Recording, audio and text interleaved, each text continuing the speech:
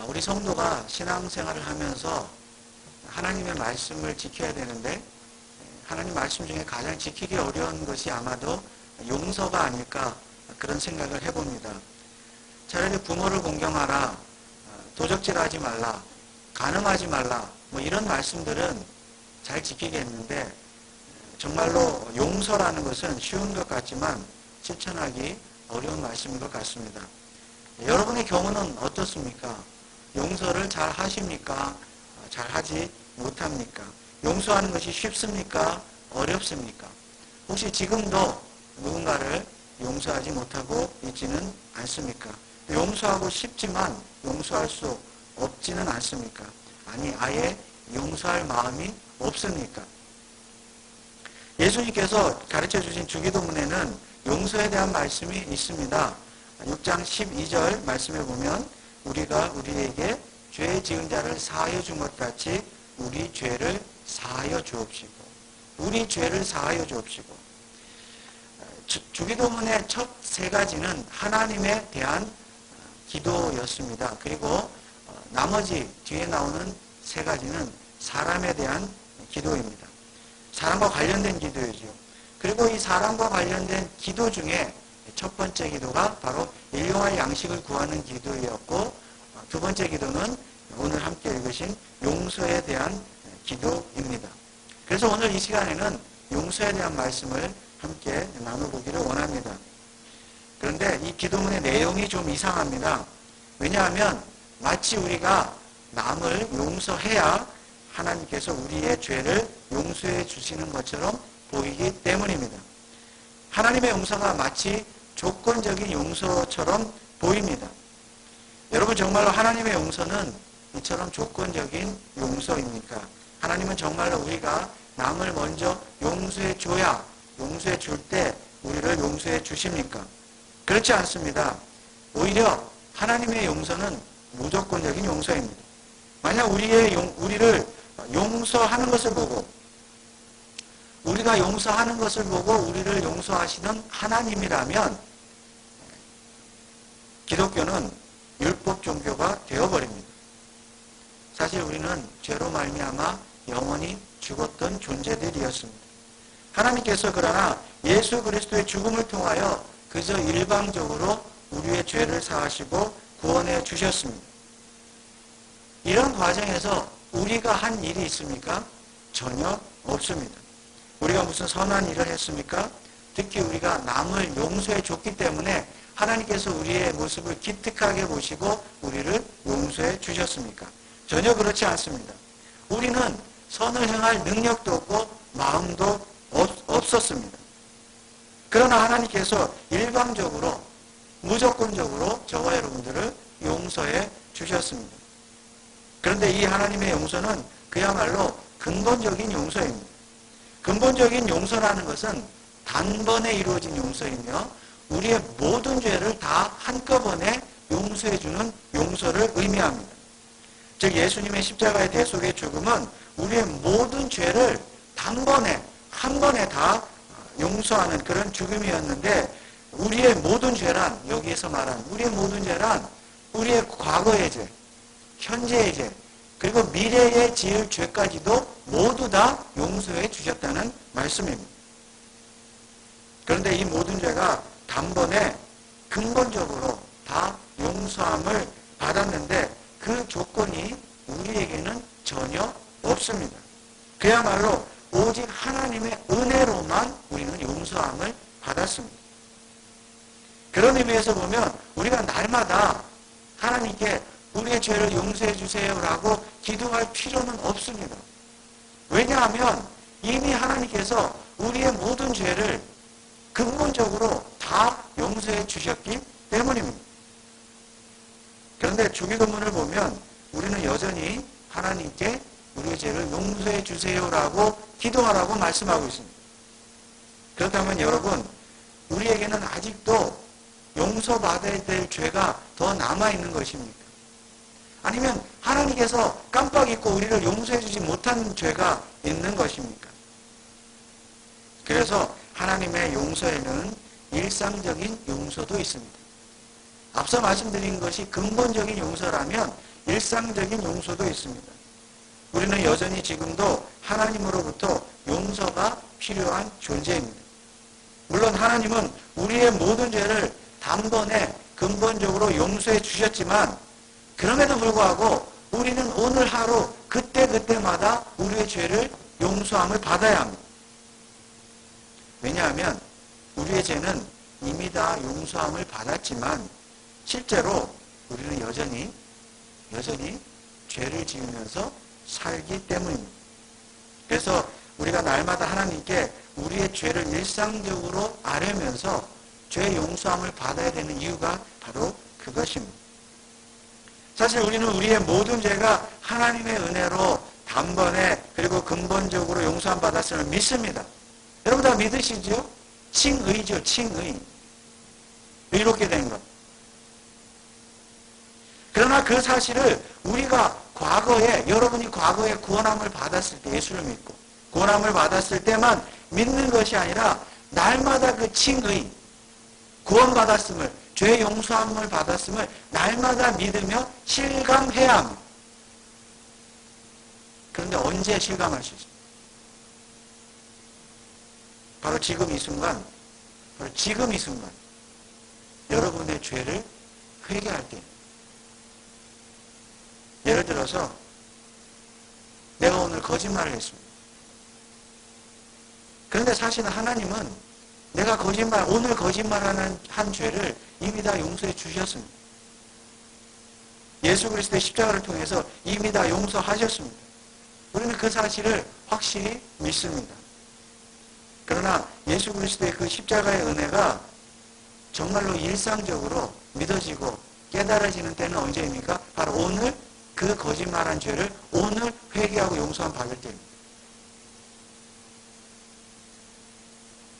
내가 지금 일상적인 거짓말의 죄를, 내 거짓말의 죄를 오늘 당장 회개함으로써 용서함을 받을 때에만 비로소 우리는 십자가의 용서의 은혜를 깨달을 수가 있게 되는 것입니다.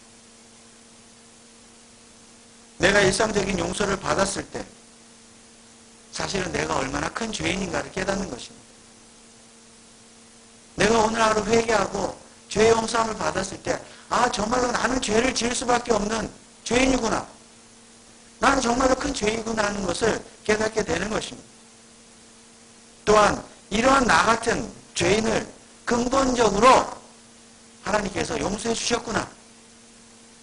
예수 그리스도를 통해서 무조건적으로 용서해 주셨구나 하는 그 하나님의 무조건적인 사랑과 용서를 깨달을 수가 있는 것입니다. 언제요? 오늘 회개할 때. 오늘 용서함을 받을 때. 예수 그리스도의 십자가가 얼마나 위대한 것인가 하는 것을 깨닫게 되는 것입니다. 그러므로 나는 나의 모든 죄에 대해서 이미 다 용서함을 받았으니까 오늘 내 죄에 대해서는 결코 회개할 필요도 없고 용서함 받을 필요도 없다고 말하는 것은 십자가의 은혜를 정말 모른다는 소리입니다. 모르는 사람입니다. 구원파라는 이단이 있죠. 구원파가 바로 그런 거잖아요. 이미 구원 받았으니까, 죄사함 받았으니까, 용서함 받았으니까 오늘은 회개할 필요가 없다. 사실 오늘 지은 나의 일상적인 죄를 회개하지 않으면서, 오늘 지은 죄를 용서함 받지 않으면서 예수 그리스도의 십자가의 구속의 은혜를 말하고 그 십자가가 나의 죄를 단번에 영원히 모든 죄를 용서해줬다고 말하는 자체가 모순입니다. 근본적인 죄사함, 용서를 믿고 감사한다, 믿는다고 말하는 자체가 모순입니다. 그것은 내가 이미 근본적으로 하나님의 죄의 용서함을 받았으니까 이제는 마음대로 죄 짓고 살아도 되겠구나 라고 생각하는 교만일 뿐입니다. 그리고 성경에 대한 무지입니다. 그러면 우리는 근본적으로 단번에 우리의 모든 죄가 다 용서함을 받았지만 날마다 우리의 죄를 회개하면서 용서함 받으면서 하나님의 그 은혜, 무조건적인 은혜와 사랑을 깨달아야 합니다. 이것은 성화입니다. 성화의 과정입니다. 그런데 여기까지는 잘 알겠는데 이 주기도문을 보면 좀 헷갈리는 부분이 있습니다. 사실 회개라는 것은 하나님의 뜻대로 살지 못했을 때에 잘못한 것에 대해서 회개하는 것이 회개가 아니겠습니까? 그렇다면 우리가 남을 용서하지 못한 것을 하나님께 용서해달라고 해야 말이 되는 것이 아니겠습니까? 용서하지 못한 것을 용서해 주세요. 그런데 주기도문을 보면 내가 용서해 준 것처럼, 남을 용서해 준 것처럼 나를 용서해 주세요. 이렇게 말하고 있거든요. 그러면 내가 남을 이미 용서해 주었으면 이것은 회개할 일이 아니고 우리 하나님께 칭찬 들을 일이 아니겠습니까? 그런데 내가 남을 용서해 줬는데 또 하나님께 무엇을 또 지금 용서해 달라고 기도하는 것입니다. 또한 우리가 남을 용서한 것처럼 우리를 용서해 달라고 기도하는 것은 무슨 뜻입니까? 여기에는 세 가지의 의미가 있는데 첫째는 용서는 용서를 통해서만 깨달을 수 있다는 것입니다. 앞서 예를 든 것처럼 우리가 거짓말을 했을 때도 회개하면 하나님은 우리를 용서해 주시죠. 하나님의 용서에 대해서, 사랑에 대해서 깨달을 수가 있습니다. 그러나 우리가 실제적으로 하나님의 무조건적인 용서를 정말로 가장 확실하게 깨달을 수 있는 때는 언제입니까? 언제일 것 같습니다. 용서에 대해서, 하나님의 용서에 대해서 확실히 정말 깨달을 수 있을 때가 언제일 것 같습니까? 바로 우리도 남을 용서할 때. 그래서 이 주기도문은 내가 남을 용서하지 못한 것을 용서해달라는 회개 기도가 아니라 내가 남을 용서할 때 비로소 하나님의 용서를 깨달을 수 있다는 고백의 기도입니다. 그래서 이 기도는 내가 남을 용서해 줬으니까 하나님 나를 용서해 주세요라고 말하는 어떤 조건적인 기도가 아닙니다. 오히려 남을 용서할 때 우리는 비로소 용서가 무엇인가를 깨달을 수 있다는 믿음의 고백입니다. 즉 실제로 내가 남을 용서해 보니까 용서가 뭐라는 걸 알겠다는 거예요. 내가 남을 용서해 보니까 내가 어떻게 하나님으로부터 용서를 받게 되었는가를 깨닫게 되었다는 것입니다.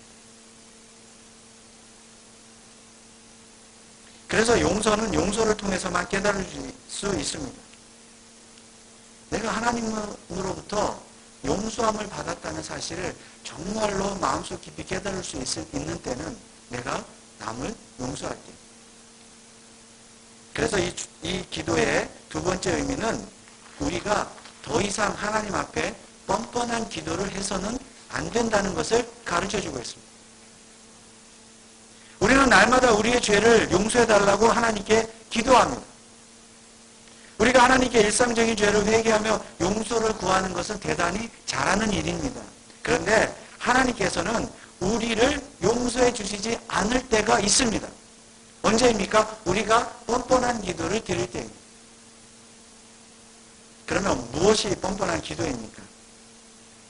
정작 나는 남을 용서해 주지 못하면서, 나는 남을 용서하지 못하면서 하나님께만 내 죄를 용서해달라고 말하는 것입니다. 나는 남을 용서하지 못하면서 하나님께만 내 죄를 용서해달라고 기도하는 것이 바로 뻔뻔한 기도입니다. 그래서 우리가 우리에게 죄 지은 자를 사하여 준 것 같이 우리 죄를 사하여 주옵시고는 결코 내가 남을 용서했으니까 나도 용서해달라는 공로나 내 공로나 조건을 내세우는 기도가 아닙니다. 오히려 내가 남을 용서할 정도로, 용서했으니까 용서할 정도로 하나님의 용서를 실천하며 사는 자임을 고백하는 기도입니다. 내가 하나님의 용서함을 받았으니까 나도 그 용서를 실천했습니다. 즉 나는 내 죄만 용서해달라고 하나님께 기도하는 이기적인 사람이 아니라 나도 남을 용서하며 남을 용서하는 것, 남을 용서하며 살 정도로 십자가의 사랑, 하나님의 사랑을 충분히 깨닫고 그 은혜를 충분히 깨닫고 사는 하나님의 자녀가 분명하니까 하나님 나의 죄도 용서해 주세요라고 기도하는 것입니다. 이처럼 나는 용서하지 못하면서 하나님께 나만 용서해 달라고 기도하는 기도가 바로 이기적이고 뻔뻔한 기도이며 그런 기도를 하나님은 들어주지 않으십니다. 사실 우리는 남을 잘 용서하지 못합니다. 그래서 용서하지 못하는 죄를 또 회개하면서 용서를 구합니다. 하나님 용서하지 못한 것을 용서해 주세요. 그런데 그런 용서를 구하면서 하나님께 그런 용서를 구하는 기도를 하면서도 여전히 우리 마음속에는 어떤 마음이 있습니까? 그래도 하나님 저 사람 용서하지 못하겠어. 용서하지 못하는 죄를 용서해달라고 기도하면서도 우리 마음속에는 여전히 용서하지 못하는 마음이 있다는 것입니다. 근데 그렇게 기도하는 것 자체가 또 하나의 죄고 그런 죄를 하나님이 용서하지 않으신다는 것입니다. 이 말을 뒤집어서 말하면 하나님도 굳이 나의 죄를 용서해 주실 필요가 없다는 기도가 되는 것입니다. 말은 하나님 나의 죄를 용서해 주세요. 우리 기도하잖아요. 다. 근데 그 기도 가운데 하나님 내가 참 용서하지 못하고 사랑하지 못한 죄도 용서해 주세요. 그렇게 말은 그렇게 기도하지만 정작 내가 용서하지 못하니까. 그러면 하나님께 구하는 기도도 그러면 하나님도 굳이 나의 기도를 들어주실 필요가 없다. 그런 기도가 되는 것입니다. 왜냐하면 이런 마음으로 기도하는 자의 기도는 실상 다음과 같은 기도이기 때문입니다. 하나님, 저는 도무지 아무개를 용서할 수도 없고 용서할 마음도 없습니다. 그러니 하나님도 나를 용서 안 해주셔도 크게 상관하지 않겠습니다. 내가 그렇게 못하니까. 우리의 기도가 그렇다는 것입니다. 말은 용서해달라고 하지만. 그래서 여러분 이런 것이 우리의 기도라면 우리는 굳이 왜 하나님께 기도해야 하는 것입니까? 그래서 예수님께서도 이 주기도문을 가르쳐 주시면서 이런 기도에 대해서 이런 말씀을 하셨습니다. 마태복음 6장 7절에 보니까 또 기도할 때에 이방인과 같이 중언부언하지 말라. 저희는 말을 많이 하여야 들으실 줄 생각합니다. 여러분 중언부언하는 기도가 무엇입니까? 말을 많이 하고 주제가 없고 길게 하고 그런 것이 될 수도 있겠지만은 나는 남을 용서하지 못하면서 마음속에 저는 그 사람만큼 용서하지 못하겠는데 그런 마음이 마음속 깊은 곳에 있으면서 말은 하나님께 내 죄를 용서해달라고 그렇게 기도하는 것이 중언부언하는 기도라는 것입니다.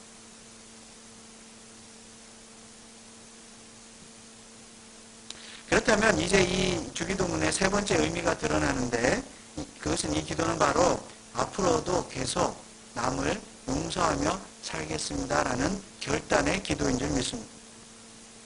즉 내가 하나님께 정정당당하게 용서의 기도를 구할 수 있기 위해서 나도 앞으로 더 열심히 남의 죄를 용서하며 살겠다는 결단의 기도입니다. 그래서 예레미야스라고 하는 유명한 신학자는 이 주기도문을 이렇게 해설을 했습니다. 하나님, 우리의 죄를 용서해 주시옵소서. 그와 동시에 우리도 우리에게 빚진 자를 용서하겠나이다. 그래서 이 기도문은 사실상 우리 하나님께 우리의 죄를 용서해달라는 기도가 아니라 내가 남을 용서하겠다는 결단의 기도입니다. 우리는 앞서 주기도문의 구조를 말할 때 처음 세 가지는 하나님에 대한 것이라고 했고 또 나머지 세 가지는 사람에 대한 것이라고 했습니다. 그래서 오늘 이 기도문은 바로 사람에 대한 기도, 사람을 용서하는 기도입니다. 용서하겠다는 기도입니다. 물론 반대로 생각하면 내가 남을 용서해 주는 것만 생각할 것이 아니라 나도 남에게 용서를 구해야 될 때가 있습니다. 나도 남에게 잘못할 때 있거든요. 그러므로 나도 남에게 잘못했을 때 솔직하게 용서를 구할 수 있어야 합니다. 만약에 나도 남에게 잘못했는데 용서를 구하지 않고 하나님께 내 죄를 용서해달라고 말하면 이것 역시 중언부언하는 기도입니다. 그래서 사실상 주기도문의 모든 기도문은 용서와 관련이 있습니다. 즉 우리 성도의 삶에 용서가 없으면 주기도문의 모든 기도는 사실상 아무런 의미가 없다는 뜻입니다. 사람이 사람을 용서하지 못하고 미워하는 마음을 가지고 있는데 그런 마음으로 또 내가 사람을 용서하지 못하고 또 용서를 구하지 못한 채 주기도문의 다른 기도들, 즉 하나님의 이름이 거룩히 여김을 받으시고 나라가 임하옵시며 뜻이 하늘에서 이룬 것 같이 땅에서도 이루어지게 하옵소서.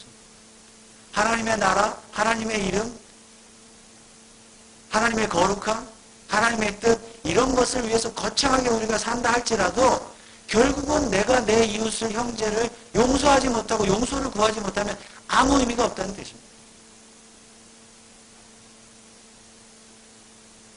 우리에게 용서의 마음이 없으면 무슨 일을 해도 다 헛될 뿐이며 우리의 마음에 큰 짐이 있는 것이고 특히 하나님과의 관계가 나빠질 뿐입니다. 우리의 마음이 미움으로 가득 차 있는데 하나님께 무슨 예배를 드리며 무슨 찬송을 드리며 무슨 기도를 할 수 있겠습니까?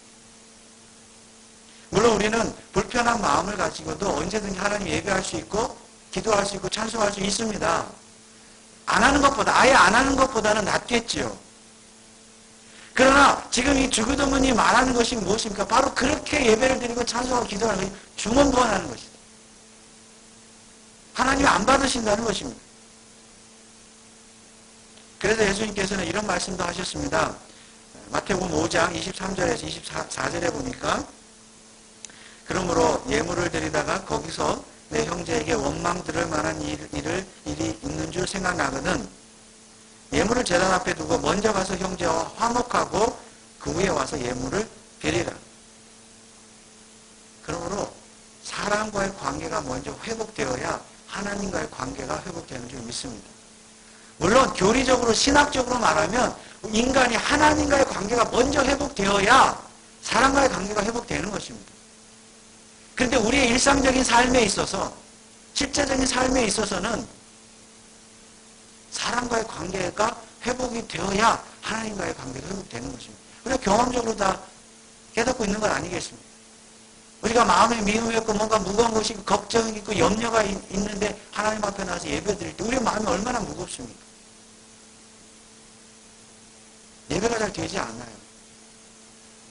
하나님 그런 예배를 받지 않으세요. 그러면 우리는 어떻게 정말 용서할 수가 있습니까? 마태복음 18장에 보면 예수님 한 비유를 말씀하셨는데 한 왕에게 1만 달란트 빚진 종이 있었습니다. 그런데 이 왕이 그 종의 빚을 다 탕감해 주었습니다. 이 빚을 탕감받은 종은 너무나 기뻐서 기쁜 마음으로 집으로 돌아가는 길에 자기에게 100데나리온 빚진 친구를 만났습니다. 그 친구가 제발 시간을 좀 달라. 내가 꼭 갚겠다. 이 종이 어떻게 하죠? 당장 잡아다가 옥에 가두어 버립니다.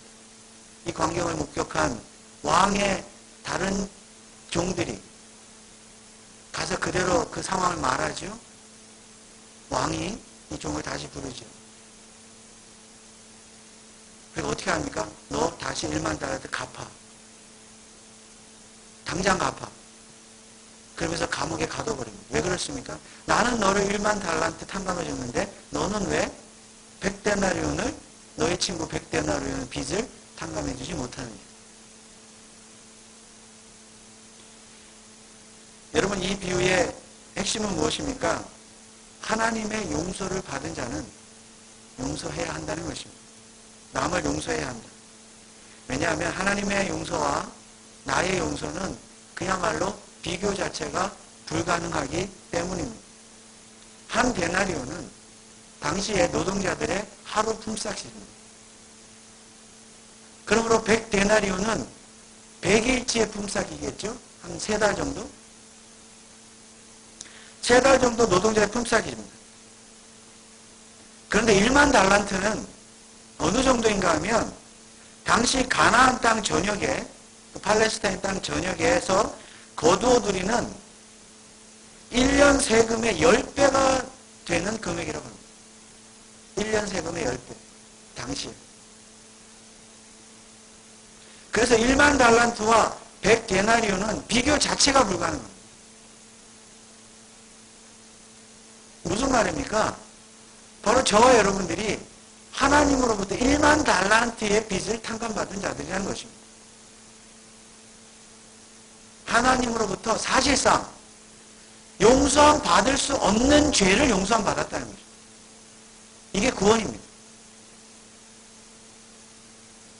그러면 우리가 용서해 줘야 될 다른 사람들, 형제들의 죄값은 어느 정도 됩니까? 고작 100달란트, 100데나리온. 정말로 아무것도 아니라는 거예요. 비교 자체가 불가능하다는 것입니다. 그런데 우리는 왜 용서하지 못합니까? 이유는 단 하나입니다.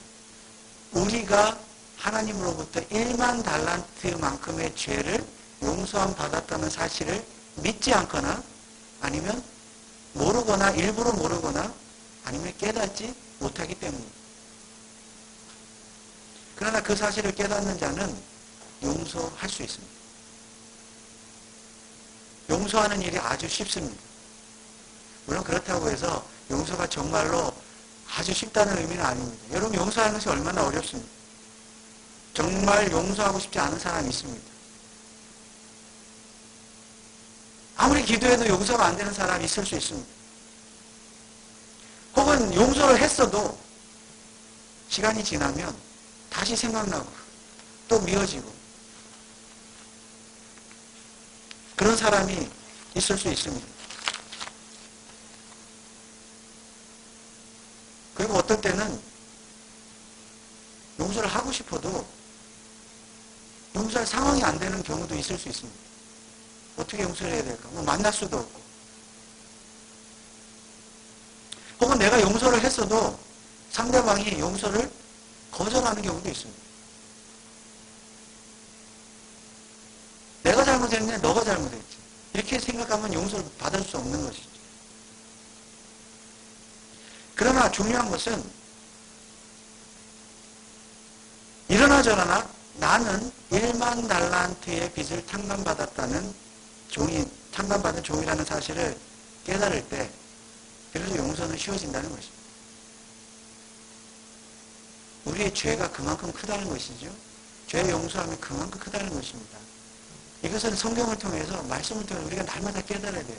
우리가 예수를 믿고 구원받고 죄사함 받는 게 이게 뭐 그냥 쉽게 되는 예수님이 정말 십자가에서 피 흘려 죽으셔야만 가능한 일이거든요. 너무 쉽게 생각하면 안 되는 것입니다. 우리의 죄사함이 돼요.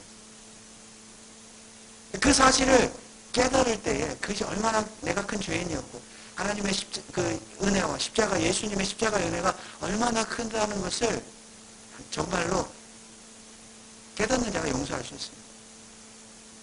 용서가 쉬워져요.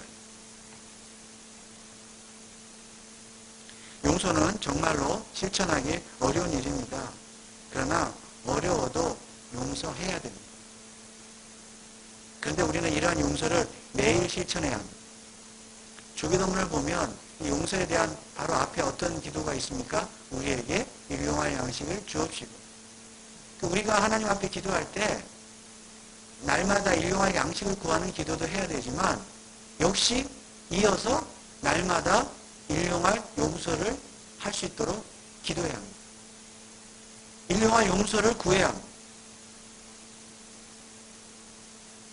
그러므로 저와 여러분 모두가 매일매일 남을 용서하는 일용할 용서를 실천함으로써 하나님의 일용할 용서를 받아야 합니다. 하나님의 일용할 용서를 받기 위해서라도 우리 날마다 일용하게 사람들을 용서해야 합니다. 그리고 그렇게 사람들을 날마다 용서할 수 있도록 하나님께 또한 기도해야 합니다. 결국 쉬운 일은 아닙니다. 그럼에도 불구하고 이 주기도문이 오늘날 우리에게 우리 죄를 죄 지은 자를 사하여 준 것 같이 우리의 죄를 용서해 주옵소서라고 기도하라고 가르쳐 준다면 우리가 이 말씀을 순종해야 돼요. 이 말씀대로. 그래서 날마다 일용할 용서를 하나님께 구하시는 저와 여러분 되시기를 주님의 이름으로 축원을 드립니다. 기도하겠습니다. 하나님 아버지, 우리 예수님께서 우리에게 죄 지은 자를 사하여 준 것 같이 우리의 죄를 사하여 달라고 그런 기도를 드리라고 우리에게 가르쳐 주셨습니다. 아버지 하나님, 우리는 용서하는 것이 너무나 어렵고 좀 불편할 때가 많이 있습니다. 그럼에도 불구하고 우리가 용서해야 되는 것은 아버지 하나님께서 우리의 죄를 정말 1만 달란트만큼의 죄를 용서받을 수 없는 죄를 용서해 주셨기 때문인 줄 믿습니다. 그러므로 우리도 그 은혜를 받은 자로서 마땅히 형제를 용서하며 사랑할 수 있는 믿음을 주시고 은혜를 허락하여 주시옵소서. 그래야 하여서 우리가 날마다 용서함으로 말미암아 하나님 앞에 나와서 예배하고 또 기도하고 찬송할 때에 정말 뻔뻔하고 이기적인 자가 되지 않고 겸손한 자로 하나님 앞에 설 수 있도록 역사하여 주시옵소서. 감사를 드리오며 거룩하신 예수 그리스도의 이름으로 기도하옵나이다. 아멘.